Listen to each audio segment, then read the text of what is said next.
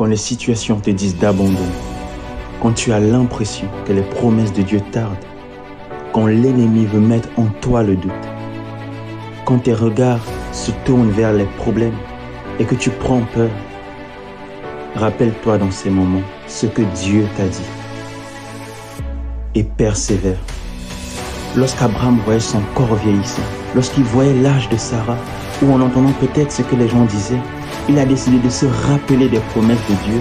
Il a espéré au-delà de toute espérance. Et par la suite, il a vu la parole de Dieu s'accomplir. Il n'a pas décidé d'abandonner, il a décidé d'avancer par la foi. Qu'importe ce que tu vois ou entends, avance par la foi. Qu'importe même le temps, Dieu accomplit toujours ce qu'il promet. Tu dois persévérer. C'est ceux qui persévèrent jusqu'au bout, malgré le désert, qui voient Canaan, la promesse de Dieu. C'est ceux-là qui prennent possession des promesses de Dieu. Le monde t'apprend à ne pas persévérer, à vouloir tout de suite, sans délai.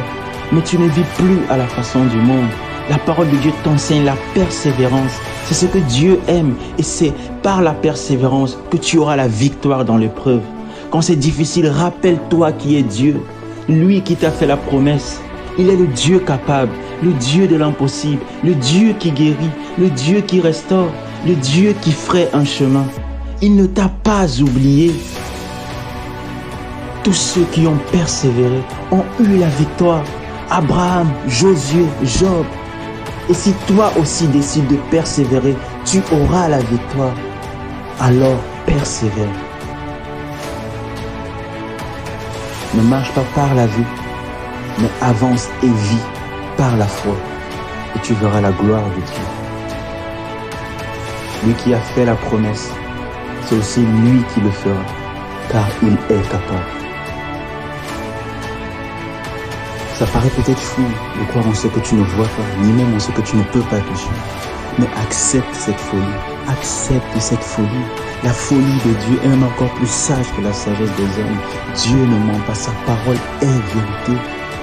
On prenait David pour un fou quand il avançait face à Goliath, mais c'est lui qui a vaincu. On prenait Abraham pour un fou quand il pensait qu'il aurait un enfant vu son âge, mais il l'a eu. On prenait les Josué pour des fous, mais c'est eux qui ont pris possession de Canaan. Alors même si on te prend pour un fou, même si on te prend pour un fanatiste, accepte cette folie car c'est toi qui verras la gloire de Dieu. Est-ce que ceux qui arrivent, c'est parce qu'ils sont des super-héros? Non, c'est parce qu'ils se confient en Dieu.